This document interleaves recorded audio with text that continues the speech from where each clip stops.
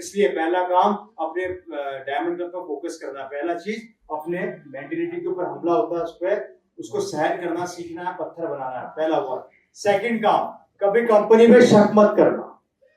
दूसरा काम क्या करना है, आरसीएम बिजनेस दुनिया की, मैं दुनिया की बोल रहा हूं, किसकी बोल रहा हूं, ये वर्ल्ड की पहली कंपनी है जिसका इंफ्रास्ट्रक्चर पूरे वर्ल्ड में सबसे ज्यादा मजबूत है। पहली कंपनी जिसका इंफ्रास्ट्रक्चर इतना मजबूत है कि ये वो कंपनी है जिसके पूरे हिंदुस्तान में 15,000 से ज्यादा दुकानें हैं। उसके बाद 200 डिपो, उससे भी ज्यादा, और उन 200 डिपो में से 80% डिपो कंपनी की खुद की प्रॉपर्टी है। आपके शहर हरिद्वार या आसपास में कंपनी की प्रॉपर्टियां होंगी, मुझे नहीं दिया, प्लांट भी है। अब बताइए इतना मजबूत इंफ्रास्ट्रक्चर किसका है। तीसरा काम, ये दुनिया की पहली कंपनी है जिसने एक आम आदमी के बारे में सोचा।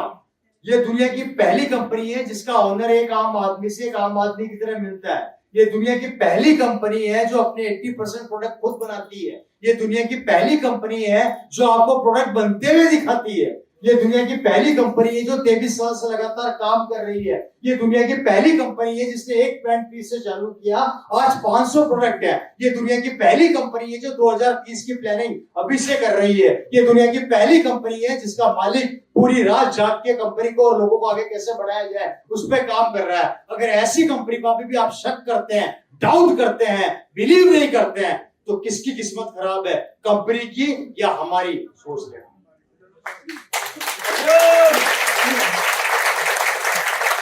दूसरा काम, कंपनी में शक। तीसरा काम जिसको अपने बहुत महत्वपूर्ण पॉइंट है, और वो है प्रोडक्ट्स को लगातार काम में लेना। अपने बच्चों को जितना प्यार करते हो उतना प्यार आरसीएम के प्रोडक्ट को करना सीख लो। याद रखना, बहुत इंपॉर्टेंट बात बता रहा हूं, आरसीएम का प्रोडक्ट हमारे बिजनेस की वो जान है। जितना ज्यादा काम में लोगे उतना कॉन्फिडेंस लेवल डेवलप होगा, और जितना कॉन्फिडेंस लेवल डेवलप होगा उतने तेजी से आप लोगों के सामने अपनी बात को रख पाओगे, अपने बिजनेस को बड़ा कर पाओगे। Right sir. आपको चौथा काम ये करना है कि प्रोडक्ट्स को अपने परिवार का हिस्सा बनाना है और डायमंड क्लब को लगातार फोकस करना है, और कोई भी टारगेट है उसके ऊपर काम करना है। अभी गामा ओरिजिनल अल्टीमेट प्रोडक्ट, मैं खुद उस प्रोडक्ट की तारीफ करता हूं कि आज मेरी खुद की बॉडी में उस प्रोडक्ट ने बहुत बड़ा रोल अदा किया। गामा एक ऐसा प्रोडक्ट है जिसने अपने आप को ही, मतलब मैं आपको क्या बताऊं कि उसको समय लगा, उसको लोगों तक पहुंचने में समय लगा, लेकिन उसके रिजल्ट जो आए हैं वो पूरे हिंदुस्तान के वो लोग बोल रहे हैं जिनका आरसीएम से कोई लेना देना नहीं। चीजें हैं हमारे पास हथियार हैं, हमारे पास ब्रह्मास्त्र है, चला नहीं पा रहे, ताकत को समझ नहीं पा रहे। तो आपको प्रोडक्ट्स के ऊपर फोकस करना है। करेंगे 100%? करेंगे। चौथा काम क्या है दोस्तों, अपनी एक्टिव और ग्रोइंग अपलाइन के ना धो के पीछे बढ़ जाओ। अगर आपने आज ज्वाइन किया या आप मेरे लेवल पर भी हो तब भी अपनी एक्टिव और ग्रोइंग अपलाइन के ना धो के पीछे पड़ जाओ। जीना हराम कर दो। सर मुझे बोलना सिखाइए, मुझे मार्केटिंग प्लान देना सिखाइए, मुझे घर में होम मीटिंग करिए, मुझे स्टेज पे कैसे बोला जाता है वो सिखाइए। रात को सोने से पहले घर पहुंच जाओ, सुबह उठने से पहले घर में रहो, कुछ भी करो। यहां तक नहीं माने तो कपड़े फाड़ दो, क्योंकि आरसीएम वो बिजनेस है कपड़े फाड़ने से भी पैसा आता है। Right sir. अपनी एक्टिव और ग्रोइंग अपलाइन के ये 4 काम पे अगर आपने ढंग से फोकस किया तो बाकी काम आपको ऑटोमेटिक समझ में आने लगेगा। बाकी काम आपको ऑटोमेटिक, ये 4 काम करने कर सकते हैं हम लोग, कर सकते हैं हम लोग। ये 4 काम पर हमें फोकस करना है जिससे हम अपने बिजनेस को बहुत बड़ा कर सकते हैं, और एक दिन ऐसा मुकाम आएगा जिसकी कल्पना आपने कल्पना भी नहीं की होगी। मैं बताता हूँ आप लोगों को, कई लोगों को घमंड होता है कि यार मैं ऑलरेडी पैसे वाला हूं, मुझे आरसीएम की जरूरत क्या है। आई एम ए डॉक्टर, मुझे आरसीएम की जरूरत क्या है। आई एम इंजीनियर, मुझे आरसीएम की जरूरत क्या है। आई एम ए किसान, मेरे पास 600 बीघा है, मेरे पास 800 बीघा है, मेरे पास 1000 बीघा है, मुझे आरसीएम की जरूरत क्या है। गलतफहमी दिमाग से निकाल देना। अगर आपके आसपास ऐसे लोग हैं ना, गलतफहमी निकाल देना उनके दिमाग से। मुझे पता आप ऐसे नहीं है, लेकिन अगर आपके आसपास ऐसे लोग हैं तो उनके दिमाग से गलतफहमी निकाल देना, अच्छे अच्छे करोड़पति भी इस बिजनेस के आगे फेल है। अब कैसे है बताता हूं। आवाज में प्रॉब्लम हुआ है, कैसे है ये बताऊं आप लोगों को। मैं एग्जांपल देके समझाता हूं आपको। मेरे साथ रियल में ऐसा हुआ था। ये बात है जयपुर की। मेरी बहन, मेरी छोटी सिस्टर, जिसकी शादी हुई और जिस परिवार में उसकी शादी हुई, थोड़ा सा उसके बारे में आप लोगों को बता देता हूँ। फैमिली कैसी है, डिसीजन आप लोग बताना मेरे को कैसी फैमिली है। मेरी बहन जहां उसकी शादी हुई, उनका 5 स्टार होटल है जयपुर में 4 से 5। पूरे यूरोप की 25 कंट्रीज के अंदर उनके डायमंड्स के और कारपेट्स के शोरूम है, हैंडीक्राफ्ट्स के शोरूम है। मेरी सिस्टर का खुद का पर्सनल उनके घर में हेलीकॉप्टर है। 80-90 कारें एट ए टाइम घर में रहती है। 2000 करोड़ का उनका टर्नओवर है। होटल का नाम है, गूगल पे डाल के सर्च कर लो, होटल शिव विलास पैलेस, जयपुर राजस्थान। अभी डाल लेना, सर्च कर लेना, वो प्रॉपर्टी देख लो कैसी है। वो मेरे सिस्टर के ससुर जी की, मतलब मेरे सिस्टर के हस्बैंड की है, राइट। रूम सबसे सस्ता है, 34,000 रुपया एक रात का किराया। और सबसे महंगा रूम है 7 लाख रुपए एक रात का। ठीक है। उस परिवार में मेरी बहन की शादी हुई। अच्छा, उनकी शादी में जो अंग्रेज आए थे सैनी साहब, लगभग 1000 फॉरनर आए थे। उन सब फॉरनर्स को, लेडीजों को तो हमारे राजस्थान की घाघरा लुगड़ी, और जेंट्स को सलवा, वो होता है ना, वो क्या बोलते हैं, शेरवानी, उन्होंने सिलवा के दी थी। 1000 फॉरनर आए थे मेरी बहन की शादी में, और बारात थी 3 से 4000 लोगों की, जहां मेरे बहन की शादी हुई। ठीक ठाक फैमिली है।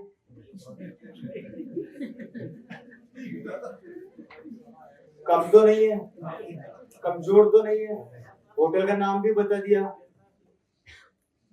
ज्वेल एंड गोल्फ पैलेस के नाम से उनका जयपुर में शोरूम भी है, वो भी सर्च कर लेना। ठीक है। इंडियंस को डील करते नहीं है, टोटल फॉरेनर्स को डील करते हैं टोटली।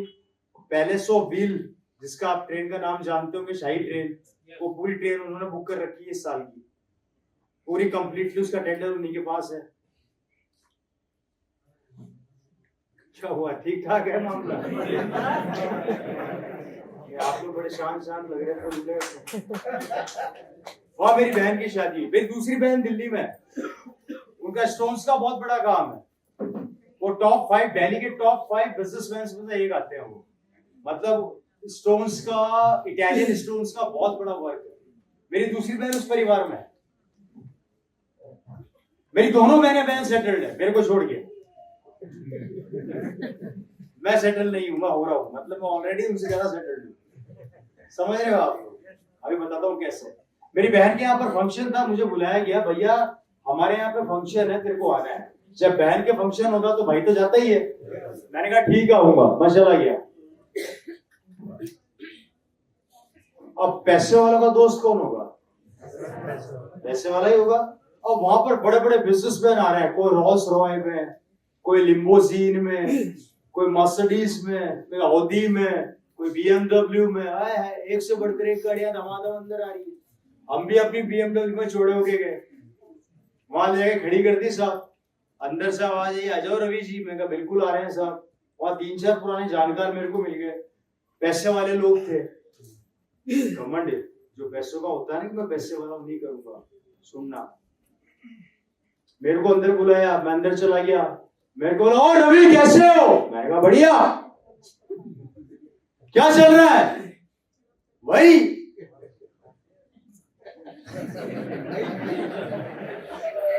क्या बोला मुझे? मैंने बोला हाँ वही। अरे चल रही है क्या? इस सवाल ने जीना आराम कर रखा है।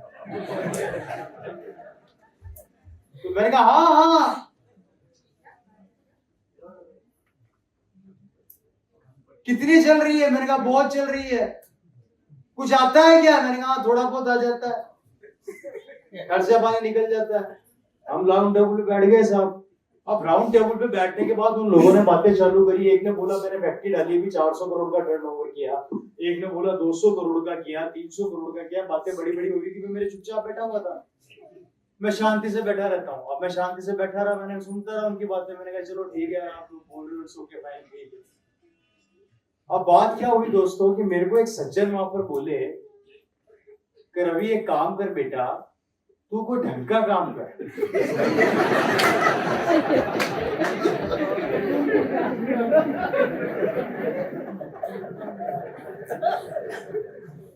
मैं आश्चर्य में पड़ गया, ढंग का काम मतलब?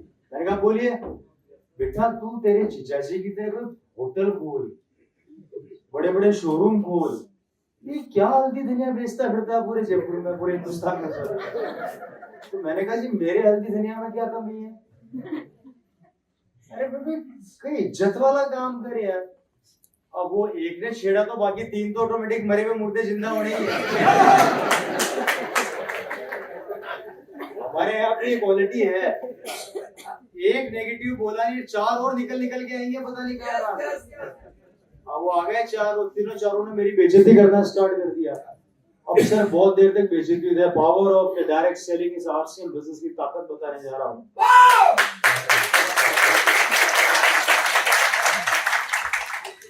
बात किसकी है? मेरी। या तो हम आरसीएम वाले बोलते नहीं और एक बार बोलने लगे तो फिर हम छोड़ते। मैंने कुछ नहीं किया दोस्तों, उन लोगों का घमंड तोड़ने के लिए कि वो पैसे वाले हैं। मैंने कहा आपका फोन देना सारे के सारे। सबने बोला ये ले। मैंने भी अपना फोन जेब से निकाला, मैंने उनके फोन लिए, अपना फोन लिया, सारे फोन इकट्ठे करके बाहर चपरासी खड़ा था, एक आदमी खड़ा था, उसको पकड़ा दिया। उसको कहा इस गेट से बाहर जाके खड़ा होता। बोला फिर उस गेट को बंद कर दे और 2 महीने तक खाना अंदर आएगा और कोई अंदर नहीं आएगा।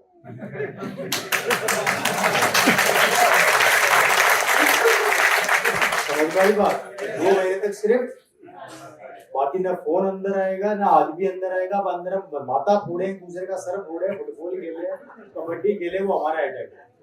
2 महीने बाद देखते हैं किसकी दुकान चल रही है और किसकी बंद।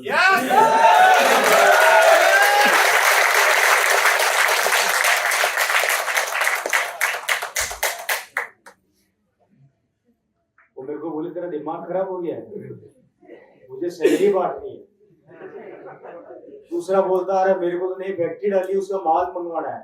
तीसरा बोलता है ये करना। मैं क्या हो गया, हवा निकल गई आप लोगों की? आप तो करोड़पति लोग थे ना, आप क्या हो गया? आपका तो करोड़ों का इन्वेस्टमेंट था ना, क्या हो गया? मेरा तो कोई इन्वेस्टमेंट नहीं है। उसके बाद भी मैं टेंशन फ्री अपने को बोल रहा हूँ कि 2 महीने बाद देखते हैं किसके अकाउंट में पैसा आता है और किसका बिजनेस बढ़ता है, क्योंकि मुझे पता है कि मेरा बिजनेस कौन है। ये रहा। मुझे कैद कर सकते हो, मुझे कैद कर सकते हो, मेरी टीम को तो नहीं कर सकते। अगर गलती से यहाँ पर आ गई ना तो ये होटल से ही देके ईंट उठा के ले जाएगी क्या?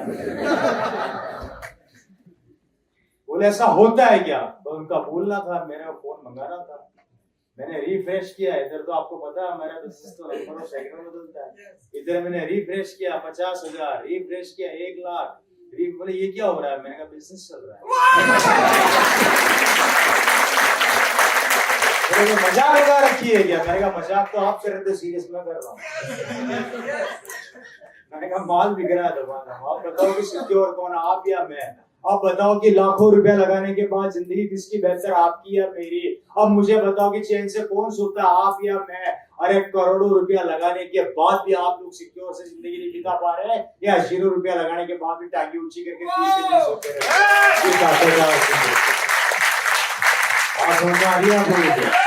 इसलिए उन करोड़पतियों का मुंह बंद हो गया दोस्तों, वो उनका चेहरा लटक गया। अगर गलतफहमी दिमाग में पाल रहे हो कि करोड़ों रुपया है, तो मैं कह देता हूँ कि बड़े बड़े समुद्रों में अगर छोटी छोटी नदियां आके ना मिले ना तो समुद्र भी सूख जाता है। इसलिए याद रखना, आरसीएम वो व्यापार है जो कभी भी आपके समुद्र को सूखने नहीं देगा, आपको कभी जिंदगी में हारने नहीं देगा। दुनिया के हर व्यवसाय या हर काम में हो सकता है आपकी इनकम खत्म हो जाए, कम हो जाए, लेकिन यहाँ हमेशा दरवाजे खुले रहेंगे और आपके अकाउंट में ट्रांसफर हर महीने होता रहेगा, होता रहेगा, होता रहेगा। अरे मैं तो यहाँ तक कहता हूँ कि एक बार तो मेरी और डीसीजी की लड़ाई हो गई। डीसीजी ने मेरे को बुलाया, रवि कहाँ पर है? मैंने कहा आरसीएम वर्ल्ड में। जल्दी आ। मैंने कहा हुआ क्या? आ तो सही। मैंने कहा आया। मैं पहुंच गया डीसीजी के ऑफिस की तरफ। अब वो इधर से तो मैं ऑफिस में एंटर कर रहा, उधर से वो निकल रहे। मैंने कहा क्या हो गया? तो टीसीजी मेरे को बोला अरे यार 2 मिनट मेरे साथ चल। मैंने कहा चलो।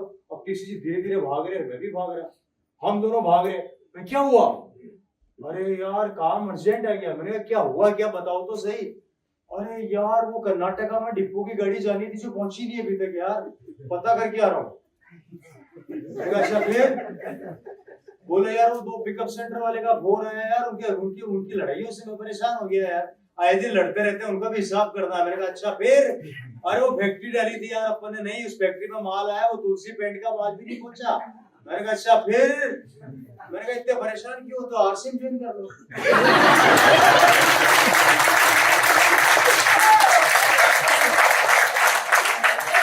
क्या कहा मैंने? इतने परेशान क्यों हो, आरसीएम ज्वाइन कर लो। और मेरे को देखे क्या बकवास कर रहा है, गलत क्या बोला? बोले कहना क्या चाहता है? मैंने कहा फैक्ट्री किसकी? बोले मेरी। इन्वेस्टमेंट किसका? बोले मेरा। टेंशन किसकी? बोले मेरी। मेरे को देखो 6 तारीख को अकाउंट में ट्रांसफर हो जाता है, आप चलो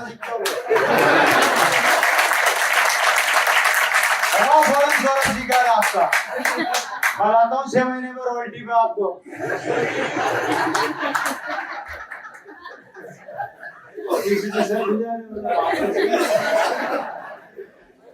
बात तो सही कह रहे हो। मैंने कहा 23 साल में समझ में नहीं आया आरसीएम।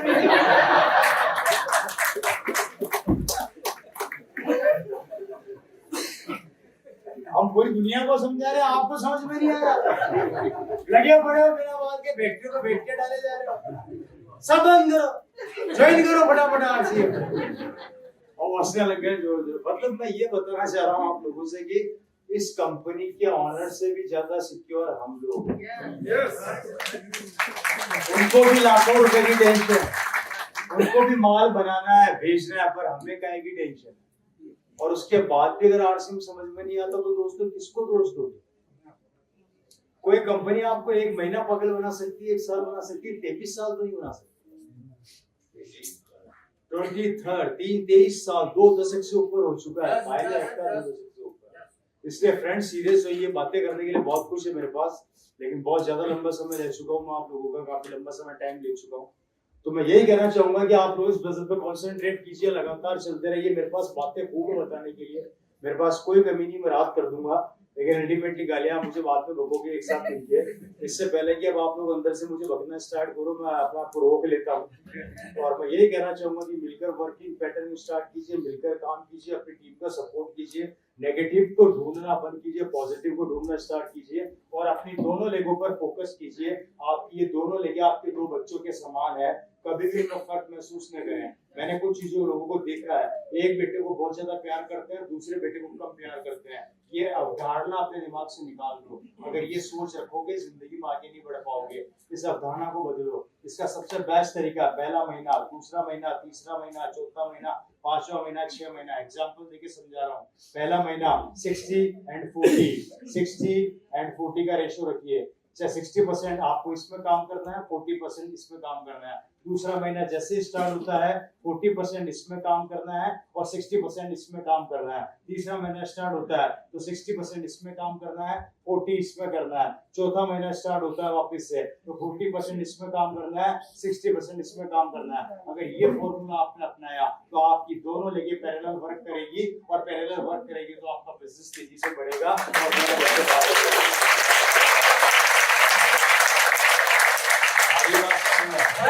आप गलती क्या कर रहे हैं ये आप देख लेना, इसको मैं देख लूंगा। तो गुंडा है, कोई गलती कर दी इसने, है तो आप ही का बच्चा, आप ही का बच्चा से मतलब आप ही की टीम, आप ही का बेटा। ये थॉट बदल लो। सेकंड पॉइंट, हमेशा अपलाइन के भरोसे मत बैठना। अपलाइन का इंतजार मत करना कि अपलाइन आएगी तो करूंगा या अपलाइन सपोर्ट करेगी तो करूंगा, क्योंकि आप भी किसी की अपलाइन है। इसलिए अपने आप को सेल्फ चार्ज करो, सेल्फ स्टार्ट करो और सेल्फ आगे बढ़ने की ताकत रखो। Right sir? कभी भी अपने अप्लायंस को गालियां देना बंद कर दो और अपना काम स्टार्ट कर दो। गालियां से मतलब मेरा यहाँ पर क्या है, मतलब उनका वेट करना, वो नहीं आई, कब तक आएगी, अगर सर आप आएंगे तो मैं ये काम करूंगा, अरे सर ये नहीं हो रहा। अरे आप खुद अपना दिमाग भी लगाइए ना इसके ऊपर, कहाँ दिक्कत आ रही है। ज्यादा से गलती तो होगी, गलती होगी तो अपलाइन से डिस्कस कीजिए। गलती होने से पहले ही आप तो पूरी कहानी को निचोड़ के रख देते तो कहां से बिजनेस बड़ा होगा। दूसरा वर्क क्या करना है, ऑफलाइन का वेट कम करके खुद के वर्किंग पैटर्न को डेवलप करना है। इस तरीके से कर सकते हैं हम लोग ये काम, कर सकते हैं। तीसरा काम जो सबसे महत्वपूर्ण काम है, इस बिजनेस को जितना दूर जाके चालू करोगे सफलता उतनी जल्दी आपको मिलेगी, और इस बिजनेस को जितना पास से स्टार्ट करोगे सफलता उतनी धीरे आएगी। सिंपल सा नियम है, अगर हरिद्वार से बाहर नहीं निकले तो भैया कभी रॉयल्टी से ऊपर नहीं जा पाओगे। और जिस दिन आपने उत्तराखंड को छोड़ दिया और आप राजस्थान में घुस गए, महाराष्ट्र घुस गए, आप वेस्ट बंगाल में घुस गए, उधर जाके बिजनेस को डेवलप किया, तो आपकी सफलता बहुत तेजी से आने वाली है। पूरे हिंदुस्तान के अंदर फैलते हुए चले जाओगे, पूरे हिंदुस्तान में अपना साम्राज्य डेवलप करते चले जाओगे। इसलिए मेरा तीसरा फॉर्मूला, बिजनेस को जितना दूर हो उतना जाके डेवलप करिए, पास से डेवलप करना बंद कर दो। कोई फर्क नहीं पड़ता 6 महीने अगर आपने अपने घर को छोड़ दिया तो। अगर चाहते हो कि पूरी जिंदगी आपके बेटे का हाथ ऐसे रहे ना कि ऐसे रहे, अगर ये हाथ होता है देने वाले का, और देता वही है जिसके पास बहुत कुछ होता है। अगर आप चाहते हो कि आपका बेटा जिंदगी भर किसी का गुलाम ना बने तो 6 महीने अपना घर छोड़ दो, कोई फर्क नहीं पड़ता। साल भर अपना घर छोड़ दो, कोई फर्क नहीं पड़ता। 50 साल में से 1 साल माइनस ही होगा। 1 साल माइनस होने का मतलब आपकी जिंदगी आने वाली 5 पीढ़ी तक सुधर जाएगी। निर्णय आप लोगों को लेना है, क्या करना है क्या नहीं करना। बात सुनना आ गई। उसके बाद चौथा, कोरोना वायरस के बारे में हम सब अच्छे से जानते हैं कि मार्च 2020 में एंटर हुआ और उसने हमारे परिवारों को बर्बाद कर दिया, राइट सर। कोरोना वायरस, मुझे नहीं पता कि आप लोगों ने उस वायरस से कुछ सीखा या नहीं सीखा, पर मैंने बहुत कुछ सीखा। मैंने बहुत कुछ सीखा कोरोना वायरस से। मैंने वो सीखा जिसकी कल्पना मैं आपको क्या बताऊं। देखिए कोरोना वायरस से क्या सीखने को मिला, जानना चाहते हैं। कोरोना हिंदुस्तान के अंदर मार्च 2020 से 2 लोगों ने नेटवर्क के ऊपर बहुत तगड़े तरीके से काम किया। एक तो आरसीएम बिजनेस और दूसरा कोरोना वायरस। दोनों ने नेटवर्क बनाया। क्या बनाया दोनों ने? कोरोना वायरस का पेशेंट बोलता आप मेरे गले लग जा, मैं तेरा हो जाऊंगा। आरसीएम का डिस्ट्रीब्यूटर बोलता आप मेरे गले लग जा, मैं भी तेरा हो जाऊंगा। दोनों ने नेटवर्क बनाया, राइट सर। एक ने नेटवर्क बना बना के देश को बर्बाद कर दिया, लोगों को बेरोजगार कर दिया, लोगों की नौकरियां छीन ली, परिवार में से लोगों को जान से मार दिया, बच्चों को अनाथ कर दिया, यहाँ तक कि हम 2 साल के लिए घरों में कैद हो गए। सड़क पर चलते गाय कुत्ते भी कंफ्यूज थे कि इंसान कहाँ चले गए, है या नहीं। वो हालात हमारे हो चुके थे। भाई भाई को पसंद नहीं कर रहा था। अगर परिवार में भी किसी की डेथ हो जाती तो परिवार का दूसरा आदमी उससे मिलने नहीं चाहता था। तो उस वायरस ने हमारे देश की ट्रेनों को रोक दिया, जो वर्ल्ड वॉर में भी नहीं रुकी, हवाई जहाजों को रोक दिया, चाइना से चालू हुआ और अभी भी शांत होने का नाम नहीं ले रहा। ये है कोरोना वायरस से सीखे हुए नेटवर्क की ताकत। अब कोरोना से सीखो नेटवर्क की ताकत और उसको आप अप्लाई कर दो आरसीएम के अंदर। अगर यही नेटवर्क आपको आरसीएम में बनना लग जाए तो क्या होगा? वही होगा जो 2 साल में हुआ। कोरोना वायरस के पीरियड में जब सब रो रहे थे, आरसीएम का डिस्ट्रीब्यूटर हंस रहा था। जब लोगों की इनकम खत्म हो रही थी, यहाँ पे सबको इंसेंटिव मिल रहा था, एक का भी कमीशन नहीं रुका, एक का भी कमीशन आधा नहीं हुआ, लगातार कंपनी ने अकाउंट में पैसा भेजा, घर बैठे बैठे लोगों का बिजनेस बढ़ रहा था। जहां मेरी पूरी कॉलोनी रो रही थी, मैं छत पे खड़ा होकर जोर जोर से हंस रहा था। ये ताकत थी इस बिजनेस की कि उसने मुझे हंसने के लिए मजबूर कर दिया। उसने मेरी टीम के अंदर लोगों के घरों में इनकम पहुंचाई। बुरे वक्त में भी आरसीएम ने किसी का साथ नहीं छोड़ा। ये है नेटवर्क की ताकत जो आपको मैं बार बार सिखा रहा हूँ। इसलिए प्लीज प्रोडक्ट को काम में लेके नेटवर्क के ऊपर फोकस करना स्टार्ट कर दीजिए। हम आपका हाथ और साथ कभी नहीं छोड़ेंगे। लगातार डायमंड क्लब पे फोकस कीजिए, लगातार टारगेट्स पे फोकस कीजिए, कमियां ढूंढना बिल्कुल बंद कर दीजिए। अगर आपको कोई कमी लगती है, आपको कोई चैलेंजेस आते हैं तो हम आपके साथ खड़े हैं। अगर नमक की थैली खत्म होगी इसका मतलब नेगेटिव नहीं होना है। कोई बात नहीं, यहाँ पे प्रोडक्ट कम हुआ तो कहीं ना कहीं मिल जाएगा। लगातार अपनी टीम को आगे बढ़ाइए, बाहर जाके बिजनेस को डेवलप कीजिए। अगर कोई कमी रहती है तो हम बैठे हैं दोस्तों आप लोगों के साथ, और हमारे जैसे भूत यहाँ पर आते रहेंगे और आपके बिजनेस को बड़ा करते रहेंगे। और इसी कड़ी के अंदर नेक्स्ट मंथ में आपके सामने यहाँ पर मौजूद होने वाले हैं इस बिजनेस में हमारे यूनिक एजुकेशन सिस्टम के प्रेसिडेंट, जो बहुत जल्द बहुत तेजी से आपके शहर में आने वाले हैं, मिस्टर प्रहलाद राय जी, जो आपके बीच में बहुत जल्दी मौजूद होंगे, जो आपको अपने बिजनेस के बारे में बताएंगे। वो अपने बिजनेस का अनुभव आप लोगों के साथ शेयर करेंगे कि किस तरीके से बिजनेस और क्या क्या देता है। सिर्फ आपको इस मंदिर पे माथा टेकना है, आपको लगातार यहाँ पे अपनी प्रेजेंस को बनाए रखना है।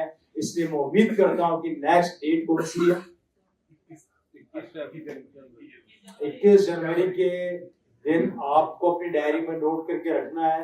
और उस दिन अगर आप लोग, आज मुझे नहीं पता है 100 में 400 लोग हैं, 500 लोग हैं, कितने हैं, लेकिन मैं इतना जानता हूँ कि जितने भी, अगर आपने 2-2 की तैयारी कर ली तो शायद हरिद्वार में इससे बड़ा हॉल नहीं मिलने वाला। Right sir? और ये काम 6 महीना करके देख लीजिए। मैं 6 महीने में वादा करता हूँ कि आने वाले 6 महीने, उसके आने वाले 6 महीने में आप सब लोग यहाँ पर खड़े होंगे और पब्लिक आपके लिए तालियां बजा रही होगी, लोग आपके लिए तालियां बजा रहे होंगे। Right sir?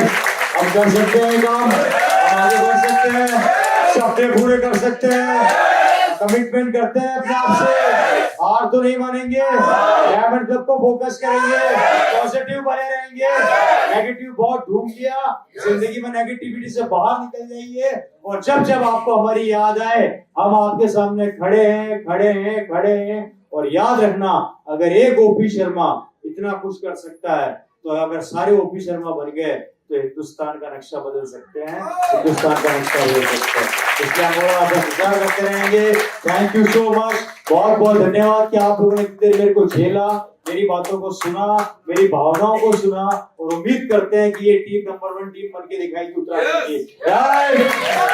हेलो हेलो, आवाज नहीं आ रही मेरे कान के पर्दे में, छेद थोड़ा तेज बोलिए। हेलो हेलो हेलो, जय आरसीएफ, जय आरसीएफ, जय आरसीएफ।